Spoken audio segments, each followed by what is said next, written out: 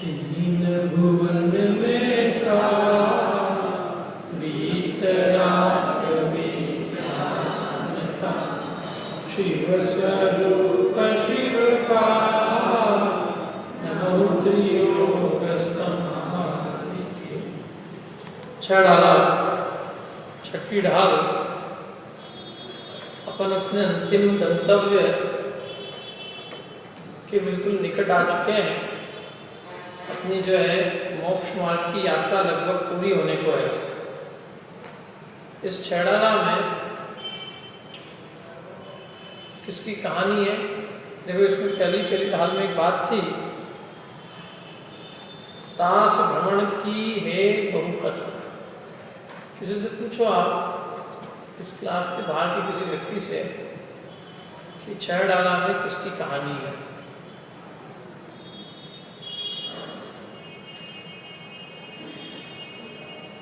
क्योंकि तुमने तो वो अपने से प्रश्न करेगा कि आपका ये प्रश्न सही नहीं है। क्यों? क्योंकि तुमने छह ढाला पढ़ी है ना। एक सच्ची घटना है। वो डॉक्टर साहब सुनाते थे कि वो कोल्हापुर गए तो उन्होंने बच्चे लोग सब बैठे थे सामने। किसी ने परिचय दिया कि भाई ये सब बच्चे लोग जो है तत्वार से छह ढाला वगैरह सब पढ़े हुए हैं, आप इनसे कुछ पूछिए। तो उन्होंने प्रश्न पूछा बच्चों से कि बताओ छह ढाला में किसकी कहानी है? ये प्रश्न मैं आपसे पूछूं, छह ढाला में किसकी कहानी? सब लोग एक दूसरे का मुंह देखने लगे बच्चों। तो एक बच्चे ने हिम्मत करके उनसे पूछा कि हमने तो छह ढाला पढ़ रखी है, लेकिन आपने छह ढाला पढ़ी कि नहीं पढ़ी? क्यों? क्योंकि छह ढाला में तो किसी की कहानी है ही नहीं। न कोई रामचंद्र जी की कहानी है उसमें, न कोई कौरव पांडव की कहानी है। तो फिर उन्होंने ये पंक्ति बताई कि भाई ताहि सुनो, तास भ्रमण की है बहु कथा। इसमें कथा है कि नहीं? उसके भ्रमण की बहुत बड़ी कथा है। पहली ढाल में जीव के भ्रमण की कथा है। तो इसमें कहानी है, किसकी कहानी है? इसमें जीव की कहानी है। कौन से जीव की? अपन जीव है कि नहीं, अपनी कहानी है ये हम सबकी कहानी है। ये अनंत जीवों की कहानी है। दुनिया में जितनी कहानियाँ होती है, दो तरह की होती है। जो वेस्टर्न कहानियाँ होती हैं उनमें कई कहानियों का अंत दुखद भी होता है।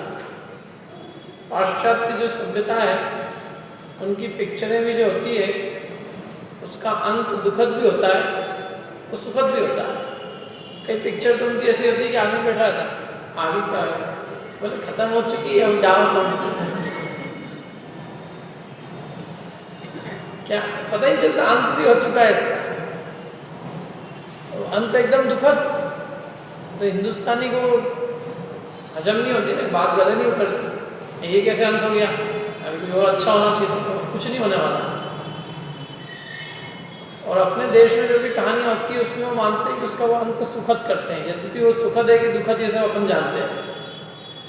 क्या भाई दो जने मिल गए आपस में तो उसकी कहानी हो गई कि सुखद अंत हो गया, लेकिन कहानी तो असली अब चालू हुई है, कहानी का अंत तो ही नहीं हुआ है। तो इसमें भी कहानी है, किसकी कहानी है? जीव की। दुनिया में जो कहानियों का अंत जिसको सुखद भी मानते हैं वो वास्तव में सुखद नहीं है, दुखद ही है। क्योंकि वहाँ वो समाप्ति नहीं हुई है, दुख का अभाव नहीं हुआ है। लेकिन छह ढाला में जो समापन होगा तो पूर्ण सुख के साथ होगा। माने ऐसी कहानी पूरी खत्म होगी कि उसके बाद उस कहानी में कुछ भी नहीं बचेगा। और ये इससे बढ़िया मैं कहता हूँ, तीन लोक में और कोई कहानी नहीं है। इससे बढ़िया तीन लोक में कोई मूवी नहीं है। इससे बढ़िया तीन लोक में कोई चरित्र, कोई कुछ नहीं हो सकता। क्योंकि इसमें महा दुख रूप अवस्था से जीव को निकालकर पूर्ण सुख रूप अवस्था में पहुंचाए। काल अनंत निगोद मझार वित्यो एकेंद्री तनधार। अनंत काल इस जीव का निगोद में बीता, वहां से जीव निकला और अपनी यात्रा तय करते हुए कहां तक पहुंचा? मोक्ष अवस्था तक पहुंच गया। यही तो वास्तविक जीव का लक्ष्य है। हमारे जीवन का लक्ष्य क्या है? हमारी जो यात्रा है, हमारे जीवन की यात्रा का अंतिम ध्येय क्या है? क्या है अपन सबका उद्देश्य क्या है? अपन जो भी मनुष्य पर्याय में आए, अपनी मनुष्य पर्याय की सार्थकता किससे कही जाएगी? 4 जने अपने को जान जाए, मकान दुकान जो है दुगने चौगुने हो जाए, क्या पंचेंद्रिय के विषय भोग लिए जाएं, उनसे हमारा जीवन सार्थक कहा जाएगा कि हमने यदि अपने जन्म मरण के अभाव की दिशा में कदम उठाया होगा तो सार्थक माना जाएगा। बताओ, जिंदगी की सार्थकता, असली सार्थकता किसने करी है? जिन्होंने सार्थक जिंदगी को सार्थक किन्होंने बनाया है? कि जिन्होंने जन्म मरण के अभाव का उद्यम किया है, मोक्ष की दिशा में जो एक कदम भी आगे बढ़े हैं, उन्होंने अपने इस मनुष्य जीवन को सफल बनाया है। और जिन्होंने मोक्ष की दिशा में कदम न बढ़ा के संसार की चीजों को बढ़ाया है, उन्होंने ये मनुष्य जन्म पाके भी खोया है। तो अपन देख लेंगे अपनी यात्रा में, अपन उस यात्रा में है कि नहीं है। ये अंत हो रहा है अभी कहानी का। 6 अपनी पूरी हो जाएगी 2-4 बार। कल तक अपन अनंत तो बन ही गए, अब तो उसके बाद का रास्ता तो वैसे भी ऑटोमेटिक है। अनंत बनने के बाद में सिद्ध बनने के लिए क्या करना पड़ता है? बताओ प्रमोद जी, सिद्ध बनने के लिए क्या करना पड़ता है अनंत का?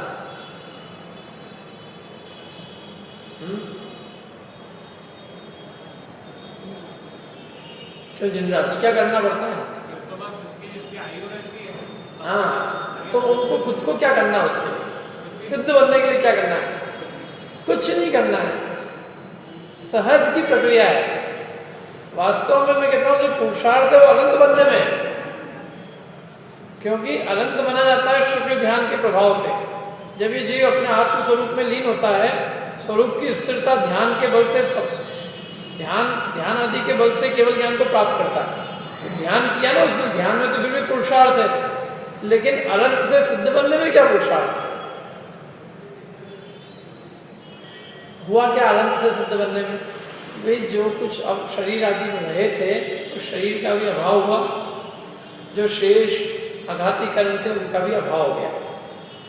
तो उसके लिए उन्होंने क्या किया कि उन्होंने कुछ नहीं किया, जो पूर्व का सत्ता में था उसको भोग के वो चले गए। कहने का तात्पर्य है कि अनंत से सिद्ध बनने के लिए जीव को कुछ पुरुषार्थ करने की आवश्यकता नहीं है, वो सहज की प्रक्रिया है। सहज वो जीव सिद्ध बनता है। क्या योगों का अभाव होता है, शरीर का अभाव होकर सिद्ध बन जाता है। और अपने को सबको, पूरी दुनिया में सबको सबसे ज्यादा महिमा है सिद्धत्व की। मोक्ष कल्याणक सब धूमधाम से मनाते हैं। मेरे को आज तक ये बात समझ नहीं आई यद्यपि कि लोग मोक्ष कल्याण की क्यों मनाते हैं, केवल ज्ञान कल्याणक क्यों नहीं मनाते? जीव का असली पुरुषार्थ तो केवल ज्ञान की प्राप्ति में है। जब वे मुनिराज स्वरूपस्थ हुए, आत्म स्वरूप में लीन हुए, पुरुषार्थ तो उन्होंने उस क्षण किया ना, उस दिन किया जिस दिन केवल ज्ञान प्राप्त किया। अब क्या पुरुषार्थ किया? अब तो जो आयु थी वो आयु क्षय हुई, केवल मोक्ष हो गया। समझ में आ रही बात कुछ? जैसे किसी गृहस्थ ने मुनि अवस्था धारण की, मुनि दीक्षा धारण की, और मुनि दीक्षा धारण करके उसने आत्म ध्यान किया। उस आत्म ध्यान के बल से उन्होंने केवल ज्ञान प्राप्त किया। तो शरीर का अभाव तो हुआ नहीं, शरीर तो साथ में है। अब वो थोड़े काल बाद शरीर का भी अभाव हो गया, सिद्धत्व को प्राप्त हो गया। तो जो काम किया मेन पुरुषार्थ, वो तो उन्होंने जब वो ध्यान किया वो मेन पुरुषार्थ था। इसलिए केवल ज्ञान प्राप्ति का कल्याणक वो पुरुषार्थ के रूप, मतलब पुरुषार्थ कल्याणक के रूप में बनाया जाना चाहिए। मोक्ष कल्याणक तो केवल यह है कि अंतिम ध्येय की, चरम ध्येय की प्राप्ति हो गई। लेकिन वस्तुतः जो सच्चा पुरुषार्थ जब हुआ पूर्ण पद की प्राप्ति के लिए, वो जब उन्होंने शुक्ल ध्यान किया, छपक श्रेणी मांडी, तब उन्होंने वास्तव में उस पूर्ण पद की प्राप्ति के लिए चरम पुरुषार्थ किया। आई नहीं बात समझ में?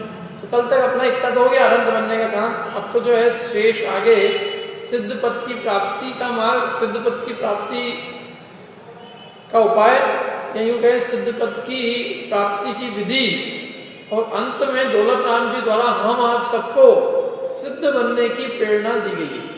इतना विषय और बचा है। देखो आप निकालो इसमें पेज नंबर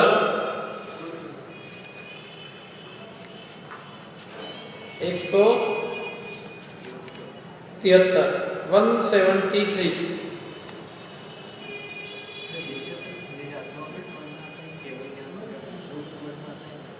केवल ज्ञान हो गया है इनके शरीर और अतिशय प्रातिहार्य होते हैं ना, जिस जीव को केवल ज्ञान हुआ है तो उसके देह में परिवर्तन हो जाता है और अनेक केवल ज्ञान के जो अतिशय है वो प्रकट होते हैं।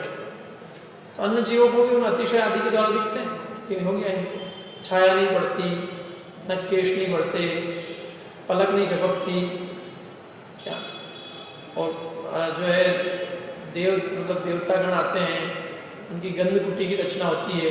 तो ये सारे अतिशयों से जाना जाता है कि उन्हें केवल ज्ञान प्राप्त हो गया।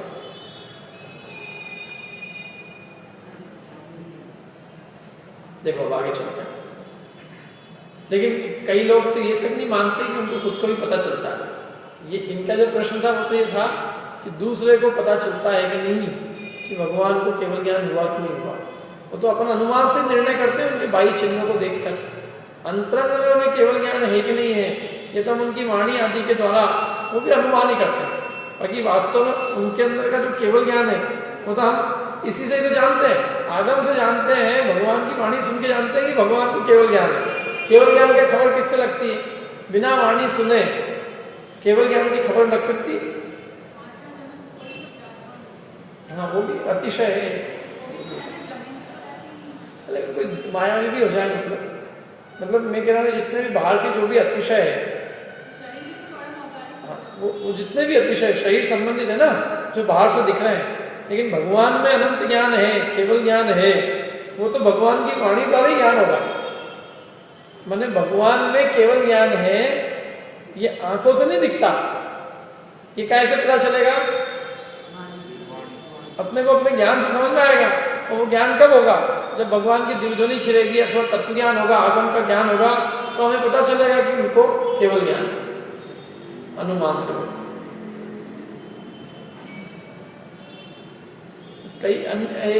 कुछ लोग ऐसे भी हैं जो ये मानते हैं कि भगवान को केवल ज्ञान होता है तो उनको खुद को ही पता नहीं चलता। जैसे एक बाई झाड़ू काट रही थी, झाड़ू काटते काटते इतनी एकाग्र हो गई, झाड़ू में उसका ऐसा उपयोग रम गया कि झाड़ू में ही केवल ज्ञान हो गया। तो झाड़ू लगाते लगाते ही केवल ज्ञान हो गया।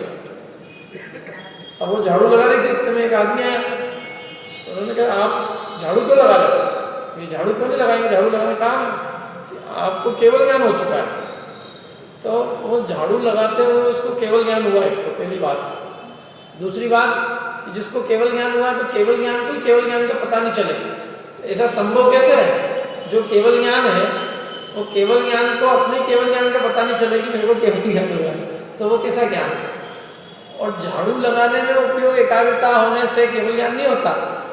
उपयोग की एकाग्रता केवल अपने आत्मा में होती है, तब केवल ज्ञान प्रकट होता है। देखो आगे पढ़ते हैं। पेज नंबर निकालो 12, 174, दोहा नंबर 12। पुण्य घाति शेष अघाति विधि छिन्न माया तम रूप से वसु कर्म बिन से सुगुण वसु साम्यत आदि सबन से संसार काल पार पार पार धीर धीर ही गए अविकार अचल अरूप शुचि द्रूप अविनाशी भय। पुनि घाति शेष अघाति विधि। पुनः, पुनि माने पुनः, घाती कर्मों का नाश करने के बाद अनंत अवस्था हुई। मतलब क्या हुआ? 4 घातिया कर्मों का नाश हुआ। घातिया कर्म किसे कहते हैं मालूम? आपको नहीं मालूम? घातिया कर्म किसे कहते हैं बताओ?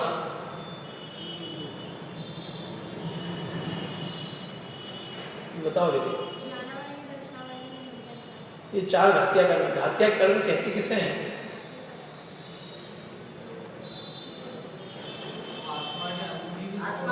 हाँ, जो आत्मा के गुणों का घात करे, अनुजीवी गुणों का घात करे, जिसका फल आत्मा में आए, या यूं कहें जो आत्मा के गुणों का घात करे, उसका नाम है घात या कर्म। अब आत्मा के कौन से गुणों का घात करते हैं? तो आत्मा का सबसे प्रमुख गुण है ज्ञान, दर्शन, सुख, श्रद्धा, वीर्य। तो इनका घात करे, अर्थात ज्ञान को प्रकट ना होने दे, दर्शन है उसको प्रकट ना होने दे, अपनी श्रद्धा और चारित्र है वो विपरीत हो गए, अपनी जो शक्ति है उसको प्रकट ना होने दे, आत्मा की जो शक्ति है, तो आत्मा के गुणों का घात करे, उनका नाम क्या है? घात या कर्म। असली कर्म यही है। अघातिया कर्म तो घातिया कर्म के मतलब घातिया कर्म के असिस्टेंट है, वो सीधे अपना फल नहीं देते। मतलब जो घातिया कर्म है ना, घातिया कर्म का फल सीधे आत्मा में नहीं आता। तो मोह करे तो किसी न किसी वस्तु के निमित्त से करे ना, तो कोई वस्तु तो होनी चाहिए, तो जिन उन वस्तुओं का संयोग जिसके द्वारा होए वो कौन है? अघातिया कर्म। अघातिया कर्म का फल क्या में आता है? संयोगों में, शरीर और शरीर से संबंध रखने वाले अन्य संयोग। कषाय करेंगे, मोह राग द्वेष करेंगे, तो सीधे करेंगे क्या?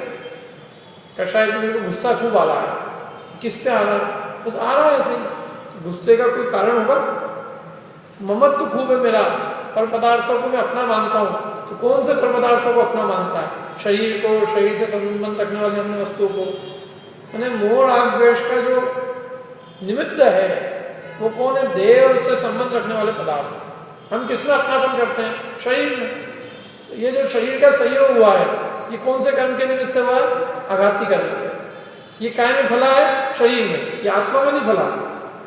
नाम कर्म के उदय से शरीर मिला, आयु कर्म के उदय से शरीर में रहने के लिए अपने को कुछ कालावधि मिली, मियाद मिली। गोत्र के उदय से अपने को ऊंचा नीचा कुल मिला, और वेदनी के निमित्त से अपने को अनुकूल प्रतिकूल संयोगों की प्राप्ति हुई। ये जो कुछ भी हुआ ये सब काय में फला? देह में फला, अथवा देह से संबंध रखने वाले अन्य चीजों में फला।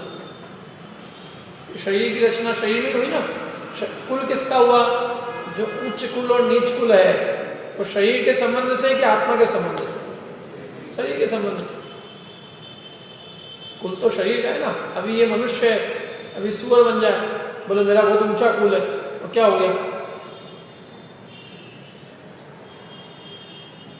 तो कुल आत्मा का हो तो एक बार ऊंचा है तो नीचा नहीं होना चाहिए। इसलिए कुल तो देह से संबंध रखता है, वो कुल देह से संबंध रखता है, इसलिए ऊंच नीच गोत्र ये किसमें फला? शरीर में। ऐसे शरीर की रचना हुई, उसका फल शरीर में आया। शरीर में कितने काल रहेंगे वो जो आयु डिसाइड करती है अपनी, तो वो आयु भी शरीर में रहने की जो मियाद है उसका संबंध भी देह से है। इस देह में हम कितने समय रहेंगे, और जो शरीर को सुखकारी और दुखकारी जो भी संयोग मिले हैं उसका भी मतलब वो भी सुखकारी दुखकारी संबंध वो वेदनी कर्म के निमित्त से मिले, तो वो भी सुखकारी संबंध मिले ना बाहर में, तो वो भी आत्मा में नहीं फले, वो भी सबका फले बाहर में फले। तो इसलिए अघाती कर्म फलता है शरीर में, और घातिया कर्म का फल आता है आत्मा में। लेकिन अघातिया कर्म, अघाती कर्म जो है इस जीव को दुख में निमित्त कारण है। मैंने घातिया कर्मों के फल देने में निमित्त कारण कौन है? अघाती कर्म। जैसे उदाहरण के लिए मोह करेगा जीव तो शरीर को अपना मान के करेगा, कुटुंबियों से राग करेगा, किसी से द्वेष करेगा, तो वो इनके निमित्त से किए ना, आघाती कर्मों के निमित्त से।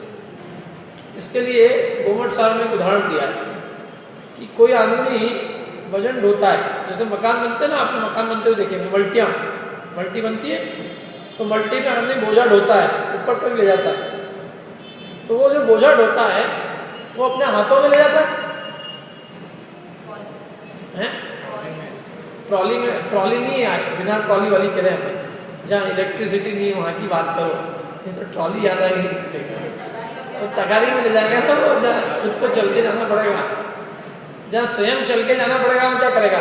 पत्थर हाथ में ले जाएगा कि तगारी में भर के ले जाएगा? गिट्टी गिट्टी गिट्टी गिट्टी है, मोरम है, ये जो भी चीज़ें है, रेत मोरम, ये सब काय में भर के ले जाता है? तगारी। तगारी उसके बोझा ढोने में निमित्त है, बिना तगारी के वो ऊपर कैसे ले जाएगा? हाथ में भर के यदि वो मिट्टी ले जाएगा तो हो जाएगा, उसको जिंदगी पूरी हो जाएगी उसकी। इसलिए जिस प्रकार से वो उसको कहते हैं तगारी, तगारी जो है उसके बोझा ढोने में निमित्त है, उसी प्रकार जीव के कर्म मतलब कर्म, ये जीव के जो दुख है, तो इस जीव को दुखी होने में जब कर्म के निमित्त से ना, तो सीधे कर्म के निमित्त से जीव सीधे दुखी नहीं होता, मतलब घातिया कर्म के निमित्त से। ये देह आदि जो संयोग है, ये संयोग उसके अंदर तगारी का काम करते हैं। कर्म तो हुआ पत्थर और तगारी क्या हुई? शरीर। तो जिस प्रकार ये जीव बोझे को सीधा नहीं ढोता, तगारी के निमित्त से बोझे को ढोता है, उसी प्रकार कर्म इसको सीधे दुख नहीं देते, वो इस शरीर आदि के माध्यम से इसको दुख में निमित्त होते हैं। काय मारना में दिया है उदाहरण, ये काया के निमित्त से दुख भोगता है। जितने भी दुख है वो सब काया के निमित्त से भोगता है। अपन सुबह से शाम तक जितने भी अपने दुख है, उन सब में आप देखना, अपने जितने भी दुख है उन सब दुख का मूल कारण एक ही है। कौन? अपना शरीर। सुबह जल्दी जल्दी उठो, टाइम पे उठो, उठने के बाद में और भी सारी क्रियाएं करनी पड़ती ना, अपन ने कई बार बताई। उठो ना, उसको फिर नहलाओ धुलाओ, मंजन कराओ, खिलाओ पिलाओ, और खिलाने पिलाने के लिए कमाओ, कमाने के लिए पढ़ाई करो, पढ़ाई करने की परीक्षा लो, परीक्षा करने के लिए दिमाग खराब करो। जितनी भी आकुलताएं हैं वो सब काय के निमित्त से, शरीर के निमित्त से। आप विचार करना कभी कि यदि शरीर ही नहीं हो हमारे साथ, तो हमारे में दुख का कोई कारण नहीं है। दुख का कोई कारण देह के बिना हो ही नहीं सकता। देह ही सब दुखों का मूल कारण है, और फिर भी उस जीव देह को छाती से लगाना चाहता है, उसके वियोग से घबराता है। तो ये जो देह का संयोग हुआ, ये काय के निमित्त से हुआ? आघाती कर्म के निमित्त से। इसलिए मैंने कहा कि आघाती कर्म जो है वो घातिया कर्म के फल देने में निमित्त है। तो अनंत भगवान ने घातिया कर्मों का अभाव किया, पुनः घातिया कर्मों का अभाव करने के बाद में शेष आघाती विधि, शेष जो अघातिया कर्म थे, विधि माने विधि का ऐसे ही विधान है, हम बोलते ना विधि का ऐसे ही विधान है। विधि अर्थात विधि क्या है? विधि का अर्थ अपना अर्थ मालूम, नाम का अर्थ क्या है? कर्म। विधि का अर्थ होता है कर्म, तो विधि माने कर्म। तो पुनः घाती माने घातिया कर्म का अभाव करने के बाद में शेष अघाती विधि, शेष अघातिया कर्मों का नाश करके पुनः घाती शेष अघाती विधि। अच्छा, घाती का दूसरा अर्थ भी हो सकता है, मैंने पुनः शेष अघातिया कर्मों का घात करके, पुनः घाती माने पुनः घात करके, किनका घात करके? शेष अघाती कर्मों का घात करके छिन्नमाही क्षण भर में अष्टम भू बसे, जो अष्टम माने आठवीं, भू माने पृथ्वी पर जो बस गए हैं। माने अनंत भगवान अब जो बचे चार अघातिया कर्म थे उनका नाश करके एक क्षण में कहाँ पहुंच जाते हैं? अष्टम पृथ्वी पे पहुंच जाते हैं। अष्टम पृथ्वी जिसका नाम है ईश्वर प्रागभार पृथ्वी है, आठवीं पृथ्वी। सात तो नीचे है जहाँ सात नरक है, और एक ऊपर आठवीं पृथ्वी ऊपर है। उस आठवीं पृथ्वी के ठीक मध्य में जितना बड़ा अपना मध्यलोक है, 45 लाख योजन का मनुष्य लोक है, मध्यलोक नहीं मनुष्य लोक, 45 लाख योजन का मनुष्य लोक। तो 45 लाख योजन के आकार प्रमाण ऊपर सिद्ध शिला है। जितना बड़ा मनुष्य लोक है उतनी बड़ी ऊपर सिद्ध शिला है। ठीक उसके ऊपर मनुष्य लोक के ठीक ऊपर 45 लाख योजन की एक सिद्ध शिला है। उस सिद्ध शिला के भी ऊपर 45 लाख योजन का क्षेत्र है, और वहां सिद्ध भगवान बसते हैं। और अनंत बनने के बाद जैसे चार घाती कर्मों का अभाव हुआ, तो सिद्ध भगवान ने वो सिद्ध जो है एक समय में ऊपर पहुंच जाते हैं। एक से दूसरा समय नहीं लगता उनको। एक समय में जो जीव है वो शरीर छोड़कर और एक समय में सिद्धालय में विराजमान हो जाता है। क्षण कहा, क्षण माने एक समय, एक समय में अष्टम भू बसे माने आठवीं पृथ्वी पर जाकर का हुए बस गए। वसु कर्म विनसे, उनके आठों कर्म नष्ट हो गए। कौन कौन से आठों कर्म? ज्ञानावरण, दर्शनावरण, मौनी, अंतराय, वेदनी, आयु, नाम, बोध। वसु माने 8, आठों कर्म उनके नाश हो गए। वसु कर्म विनसे, सुगुण वसु, सु माने अच्छे अच्छे अच्छे गुण, वसु माने 8 अच्छे अच्छे गुण जिनके नाम सम्यक द्वादिक है, सब लसे, वो सारे प्रकट हो गए। वैसे तो भगवान में कितने गुण प्रकट हुए? अनंत। लेकिन अनंत के नाम तो ना हम आपको गिना सकते हैं ना आप याद रख सकते हैं, इसलिए हम अनंत न कह के कुछ नामों को हम बताते हैं। इसलिए उन्होंने उन कुछ नामों को सम्यक आदि के अंदर कह के संबोधित कर दिया कि वो कुछ नाम क्या है? सम्यक आदि, कि 8 कर्मों का अभाव हुआ, 8 गुण प्रकट हुए, और वैसे देखा जाए तो उनके अनंत गुण प्रकट हुए। ठीक है, अब जिनको 8 कर्मों का नाम याद होगा तो वो ये निकाल सकते हैं कि 8 गुण उनके कौन कौन से प्रकट हुए, क्योंकि एक एक जिस कर्म का अभाव हुआ उस कर्म का जो प्रतिपक्षी गुण था वो प्रकट हो गया। ज्ञानावरण का अभाव हुआ तो क्या प्रकट हुआ? अनंत ज्ञान। दर्शनावरण का, मौनी का अभाव हुआ, अनंत सुख। अंतराय का अभाव हुआ, अनंत वीर। 4 तो ये घातिया कर्म के अभाव होने पर अनंत बने थे, तभी हो गए थे प्रकट। ये 4 अनंत चतुष्टय तो अनंत अवस्था में प्रकट हो गए थे। अब ये सिद्ध अवस्था में रहेंगे कि नहीं रहेंगे? ये तो रहेंगे ही, क्योंकि 4 घातिया कर्मों का नाश होने से जो 4 गुण प्रकट हुए हैं वो तो सिद्धों में रहेंगे ही। और अब जो शेष 4 अघातिया कर्मों का भी नाश किया है उनसे 4 नए गुण और प्रकट हो गए। अब वो कौन से 4 अघातिया कर्मों का नाश किया?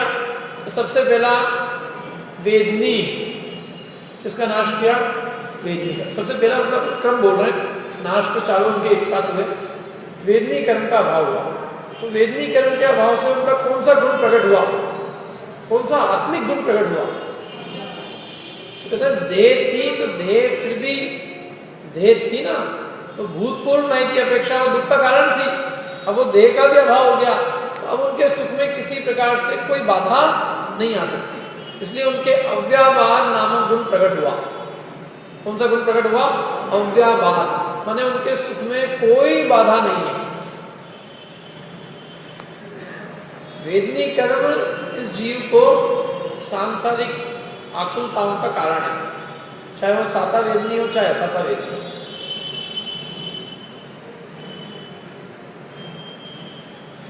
शहद खाने में सुख है,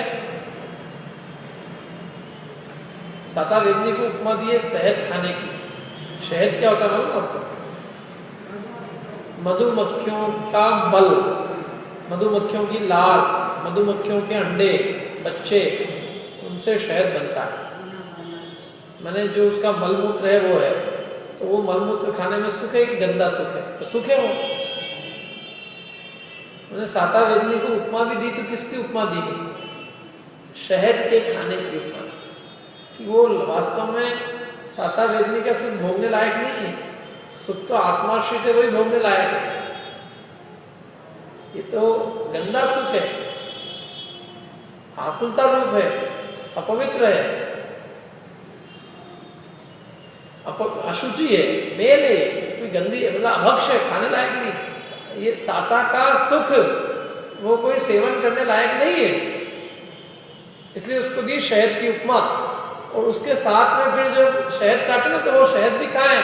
तलवार के ऊपर लिपटा हुआ है। तो शहद खा रहे हैं और साथ में तलवार के ऊपर, तलवार की धार पे चिपटा हुआ है वो शहद। तो जब उस शहद को चाट रहे हैं, तलवार की धार पे लिपटे हुए शहद को चाट रहे हैं, तो साथ में क्या हो रहा है? जीवान कट, खूनम खून हो रहा है। तो ये साता वेदनी का सुख ऐसे ही है। ये शहद का इतना स्वाद मिलता है, लेकिन अंदर में महापीड़ा होती है, भयंकर आकुलित होता है, दुखी होता है। लेकिन क्या करें, जिसको शहद दिखता है उसको दुख नहीं दिखता। जीवान कट रही है, मुंह कट रहा है, मुंह छिला रहा है, लेकिन मजा मान रखा है उसमें, मजा आ रहा है। मजा क्या आ रहा है कि जीवान कट रही, मजा आ रहा है। यहाँ इधर पहले मलार रेंज के अंदर, अभी भी आता हो तो पता नहीं मेरे को, वो एक चने की दाल वाला आता था, क्या नाम था उसका, नाम भूल गया, जो भी नाम था।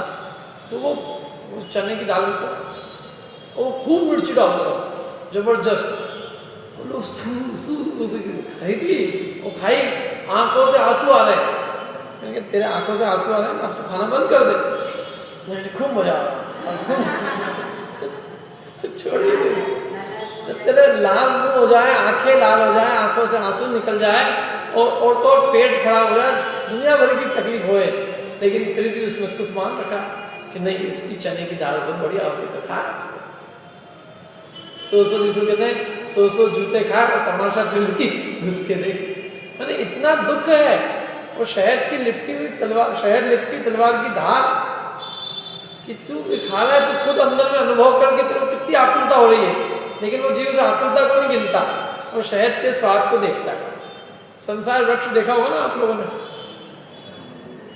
मधु वृक्ष, मधु की एक बूंद, अब वो एक बूंद का स्वाद मिल रहा है, लेकिन उसके साथ में क्या क्या मिल रहा है? मधुमक्खी काट रही है, क्या नीचे जो है 4 सर्प खड़े हैं, अजगर मुंह बाढ़ के खड़ा है, हाथी हिला रहा है जड़ मूल से, चूहे काट रहे हैं।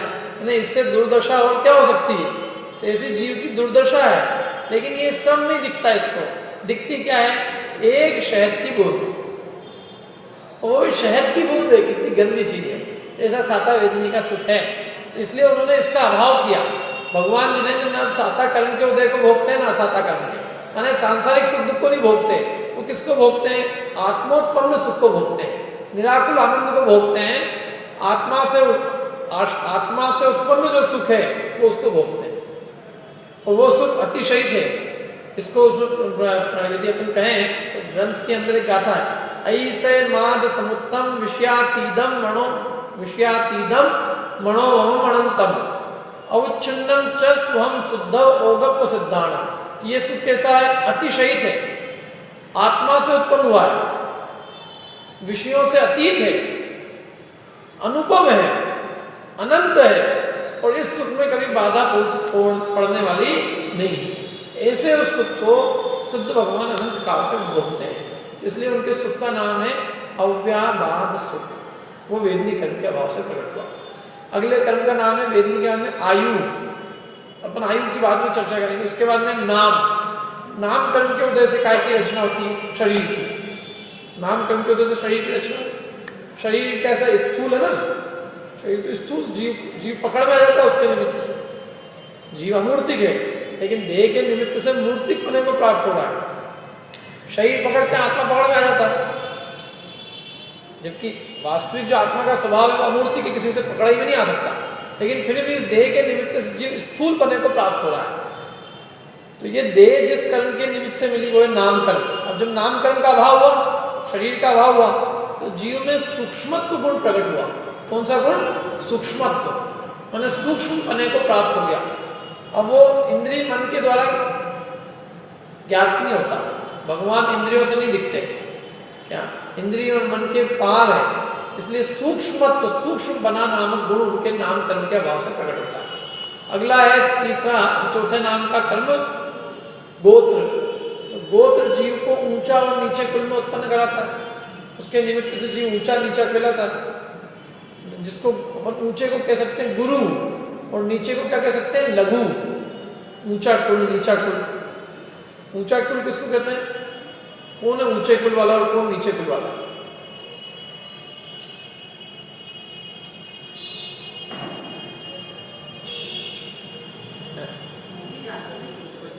समझ लो, भूतपूर्व कोई मुख्यमंत्री हो यूपी यूपी का, और उसके कुल में उत्पन्न हो जाए तो वो उच्च कुल है, और अभी किसी अच्छे कोई निर्धन क्या पैदा हो तो वो नीच कुल है। कुल का संबंध कैसे? कुल का संबंध उसके आचार विचारों से है। जिस कुल में सदाचार के और नैतिकता के संस्कार है, धर्म के संस्कार है, वो उच्च कुल है, क्योंकि कुल का संबंध उसके केवल उसकी जाति से ही नहीं रखता, उसके आचार विचारों से रखता है। और जिस कुल में मध्य मास मधु का सेवन होता हो, अनैतिकता, अन्याय, अनीति, अभक्ष इनका सेवन होता हो, वो नीच कुल ही है। और मैं तो कहता हूँ ये भी छोड़ो, अरे कोई व्यक्ति उच्च कुल में उत्पन्न होने पर भी यदि वो आचरणहीन पुरुषों जैसा कर रहा है तो वो नीच गोत्री है। क्या जैन कुल में उत्पन्न हो और आलू प्याज खाए? तो उच्च गोत्र वाला है कि नीच गोत्र वाला? गोत्र नीच ही है, भले ही कहलाने को ऊंच कहलाएगा, क्योंकि गोत्र का संबंध अपने आचरण से है। गोत्र का संबंध कोई धन से और कोई कुल से संबंध नहीं है। जो ऊंच आचरण करे, अच्छा आचरण करे, उच्च गोत्री, नीचा निम्न आचरण करे, नीच गोत्री। खैर, तो उच्च गोत्र वाला कहलाता है, अपन कहते हैं उसको गुरु। ऊंचा माने गुरु और नीचा माने लघु। तो न गुरु है न लघु है, गोत्र कर्म का अभाव हुआ। अब भगवान ना तो ऊंचे हैं न नीचे हैं, इसलिए उनके कौन सा गुण प्रकट हुआ? अगुरु लघु। अगुरु लघु, गुरु माने न ऊंचे नहीं है और लघु माने नीचे नहीं है। नीचे है न ऊंचे है, ऊंच नीच का कोई व्यवहार नहीं है, इसलिए उनके अगुण लघुत्व नाम का गुण प्रकट हुआ। ऐसे ये तीन हुए ना। और आयु कर्म के निमित्त से अपने शरीर में रहते हैं। जब तक शरीर में रहते हैं तब तक दूसरे किसी को आने नहीं देते, आने देते हैं। जिस शरीर में आप रह रहे हो उसमें कोई और आ जाए तो आपको निकलना पड़ेगा आने के लिए। तो हम अपने शरीर में और किसी को नहीं, हम खुद ही रह रहे हैं वहाँ पे। तो एक देह दूसरे देह को स्थान नहीं देती। अब ये आयु कर्म का भी अभाव हुआ भगवान को। तो एक सिद्ध में अनंत सिद्ध बसे, कोई किसी को बाधा नहीं पहुंचाता। उसका नाम है अवगाहनत्व, यानी भगवान एक दूसरे को अवगाहन देने की शक्ति रखते हैं। उनकी आत्मा में ऐसा गुण प्रकट हुआ कि अनंत सिद्ध एक सिद्ध में अवगाहना को प्राप्त कर सकते हैं। अवगाहना में स्थान, किसी को रोकते नहीं है। जिस स्थान पर एक सिद्ध है उसी स्थान पर कितने सिद्ध रह सकते हैं? अनंत। तो कौन से गुण के निमित्त से हुआ ये? अवगाहनत्व गुण के निमित्त से। अवगाहना देने की उनमें सामर्थ्य है। एक सिद्ध में अनंत सिद्धों का अवगाहना देने की सामर्थ्य। तो ये 8 गुण, उनमें 4 गुण तो पहले ही अनंत अवस्था में प्रकट हो गए थे, 4 और नए गुण प्रकट हुए।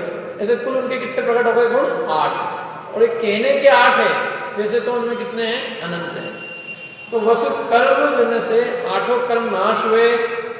सुगुण माने अच्छे गुण, वसु माने 8 अच्छे जो 8 गुण हैं। सम्यक पादिक, अनंत सम्यक पादिक, ऐसे अनंत सुख होता है ना। मौनी कर्म के अभाव से क्या प्रकट हुआ? अनंत सुख। लेकिन सिद्धों के जब भी 8 गुण के आप नाम पढ़ोगे तो वहां मौनी के अभाव से उन्होंने क्षयिक सम्यक कहा। क्या कहा है? क्षयिक सम्यक, ये नाम दिया। तो इसलिए वो नाम लिया यहाँ पे भी कि क्षयिक सम्यक तो आदिक सब लसे। तो क्षयिक सम्यक आदि जो उनके 8 गुण हैं, अनंत सुख की जगह रिप्लेस कर दो क्षयिक सम्यक से, वो 8 गुण क्या हुए? उनके प्रकट हुए। अब देखो ये तो सारी बात पूरी हो गई, सिद्ध बन गए भगवान। वास्तव में जीव की कहानी तो पूरी कंप्लीट हो गई, अपनी मूवी पूरी फिनिश हो गई, द एंड। लेकिन द एंड के बाद में किसी को उठने नहीं जाना। अब वो कुछ दौलत राम जी अपने को कुछ प्रेरणा दे रहे हैं कि भैया ये जो जीव बन गए, सिद्ध सो तो बन गए, अब तुम अपनी सोचो कि तुम्हारी क्या स्थिति है। तो उसके लिए 2 पंक्ति दी उन्होंने। संसार खार अपार पार, पार तीर तीर ही गए,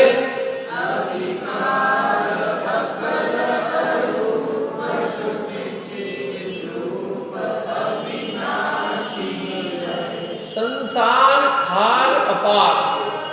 ये संसार कैसा है? अपार पारावार, मैंने संसार को समुद्र की उपमा दी है।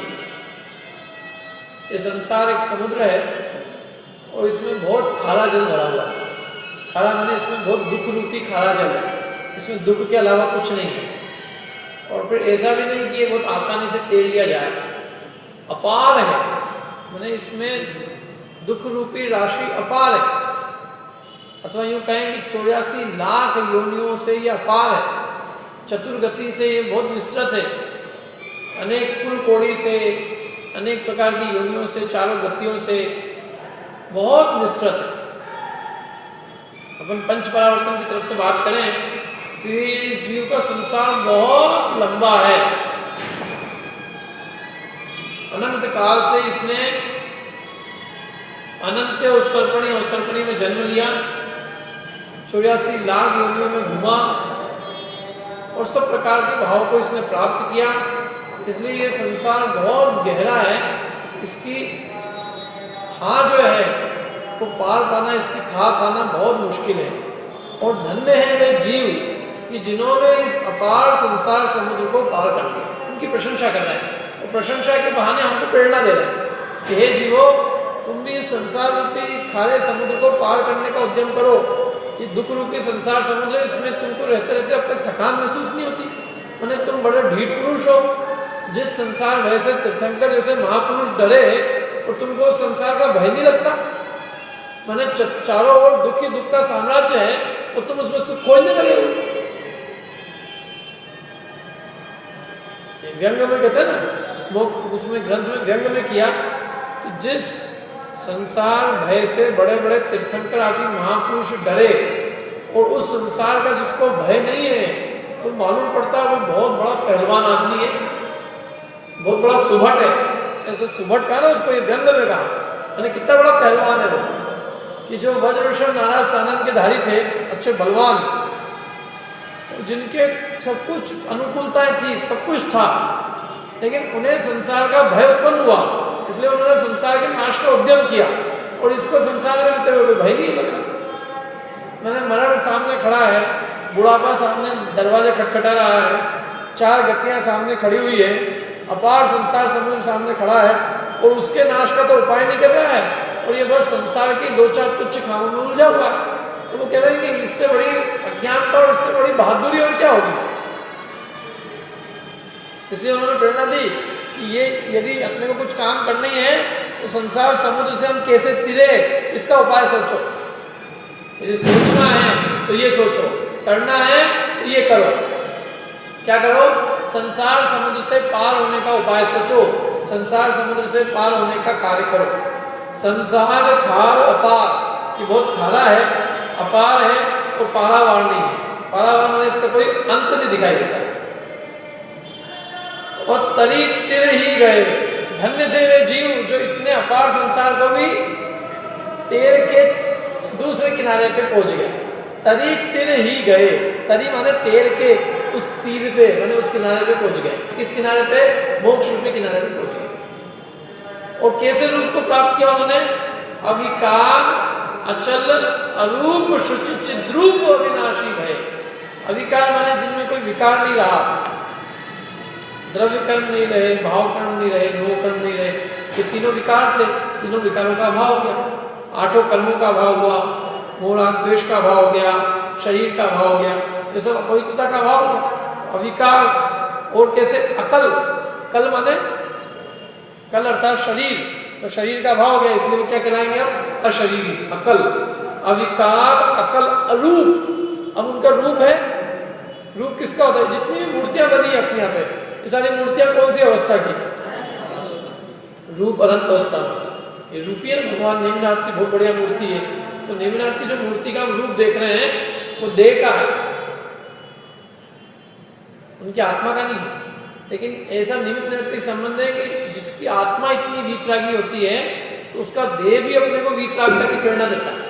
उनकी देह से भी वीतरागता मानो टपक रही होती है, तो उससे अपने को वीतरागता की प्रेरणा मिलती है। उनकी अंतरंग शांतता होने के कारण उनके शरीर में भी, शरीर की मुद्रा भी कैसी होती है? शांत। और उस शांत मुद्रा को देखकर अपने भी भाव कैसे हो जाते हैं? शांत। जिसके अंदर गुस्सा आ रहा हो, अंदर गुस्सा होगा तो उसके देह में भी गुस्सा फटकेगा, उसकी देह से गुस्सा प्रकट होगा तो जो कोई उसको देखेगा उसको भी गुस्सा आ जाएगा। ऐसा निमित्त संबंध, अपने अंदर में गुस्सा आ रहा है, आंखें अपने आप लाल हो जाती, मुंह अपने आप तमतमा जाता है, हाथ एकदम कांपने लगते हैं, ये सारी चीजें अपने आप होने लगती हैं। और देखो गुस्सा अपने को आता है ना जिस समय, तो अपने गुस्से को देख के सामने वाले को भी गुस्सा आ जाता है। और अपनी मुद्रा एकदम शांत हो तो सामने वाला कितने ऊपर नीचे उछल उछल के थक गए थे, इसलिए आदमी क्या है, सहज लोक में संबंध है। तो इसलिए हम परम शांत मुद्रा को देखते हैं कि जिससे हमारे परिणामों में भी क्या होता है? शांति का अनुभव होता है। इसलिए भगवान तो वास्तव में अरूपी है, लेकिन हम जो भी बनाते हैं मुद्रा वो सब अनंत अवस्था की बनाते हैं, क्योंकि अरूपी मुद्रा हम बना ही नहीं सकते। और हमें तो वीतरागता की प्राप्ति करनी है, वीतरागता की प्रेरणा लेनी है, तो वो अनंत दशा की मूर्ति से ही मिलेगी, सिद्ध दशा से नहीं मिलेगी। इसलिए मूर्ति अनंत दशा की, लेकिन वो वास्तव में कैसे हैं? सिद्ध, अरूपी। 24 के 24 तीर्थंकर अभी क्या है? सिद्ध है, अरूपी। तो अविकार, अकल, अरूप और शुचि, शुचि अर्थात पवित्र, चिद्रूप, चैतन्य रूप, रूप तो है उनका, कौन सा रूप है? चैतन्य, ज्ञान दर्शन रूप है। और अविनाशी भय, अब उस सिद्ध अवस्था का कभी नाश होगा? कभी नहीं होने वाला। पर अविकार, अकल, अरूप, शुचि, चिद्रूप, अविनाशी भय, एक बार जो सिद्ध दशा प्रकट हुई, अब वो सिद्ध दशा कभी अनंत काल में नष्ट होने वाली नहीं। जैसे बीज एक बार जल गया वो कभी वृक्ष बन सकता है? वापस नहीं बन सकता। उसी प्रकार एक बार कर्म का अभाव होने पर, एक बार संसार का अभाव होने पर पुनः संसार नहीं होता। भगवान फिर संसार में नहीं आते, भगवान वहीं अनंत काल तक रहते हैं। और यहाँ आना होता तो यहाँ को क्यों छोड़ के जाते? यहाँ दुख था जब तो छोड़ के गए क्या? इसलिए अपने भगवान नहीं आते, जिनके आते हो उनके आते हो। एक मत ऐसा मानता है कि भगवान जो है वहाँ रहते रहते बहुत दिनों तक, बहुत दिन हो जाते हैं, तो फिर वो वापस संसार में आ जाते हैं। अवतारवाद वगैरह ही मानते कितने लोग भगवान यहाँ अवतार लेते हैं। और अपने भी लोगों, कई लोग भजन बनाते हैं ना, एक बार तो आना ही पड़ेगा, कभी वीर बन के, महावीर बन के, पारस बन के, आदिनाथ बन के। मैंने कहा वो आएंगे वापिस यहाँ, तुम वहाँ चले जाओ ना, उनको यहाँ बताने की जगह। तो ये अपन ने सब चोरी करे हुए भजन है सुनने।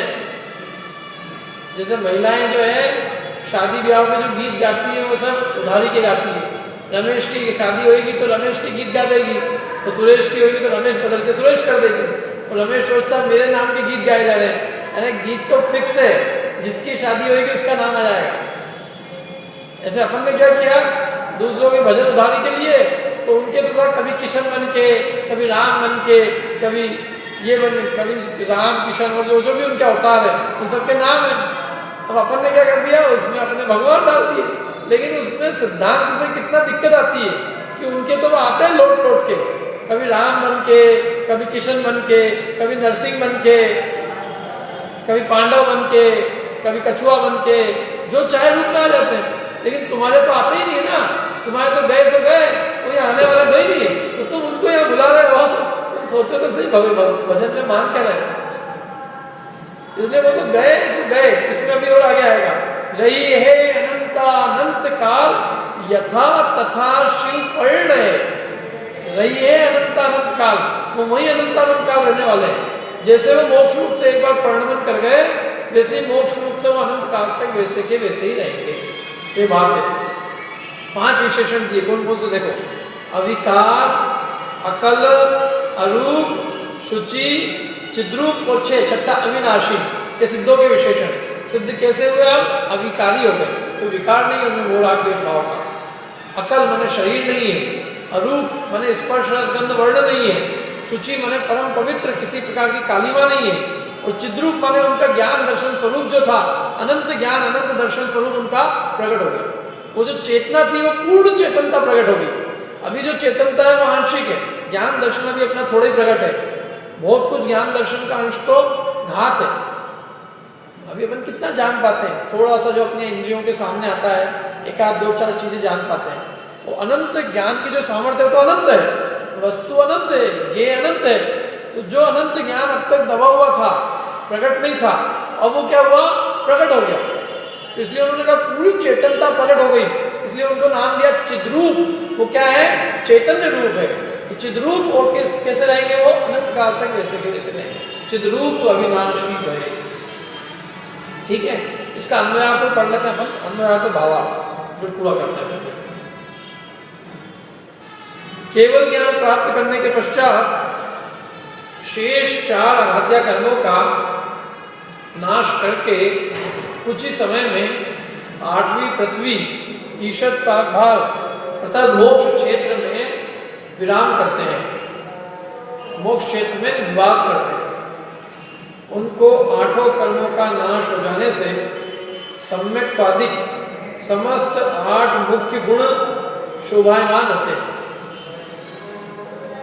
ऐसे सिद्ध होने वाले मुक्तात्मा संसार रूपी खारे तथा अगाध समुद्र को पार करके किनारे पर पहुंच जाते हैं और विकार रहित, शरीर रहित, रूप रहित शुद्ध निर्दोष ज्ञान दर्शन चेतना स्वरूप तथा नित्य स्थायी होते हैं। कोई जो मैंने बात कही भावार्थ पढ़ लेता हूँ। अनंत दशा अथवा केवल ज्ञान प्राप्त करने के पश्चात उस जीव को भी जिन गुणों की पर्यायों में अशुद्धता होती है उनका क्रमशः अभाव होकर वह जीव पूर्ण शुद्ध दशा को प्रकट करता है और उस समय असिद्धत्व नामक अपने उदय भाव का नाश होता है तथा चार आघाती कर्मों का भी स्वयं सर्वथा अभाव हो जाता है। समझ में ये बात क्या कह रहे हैं? असिद्धत्व क्या है?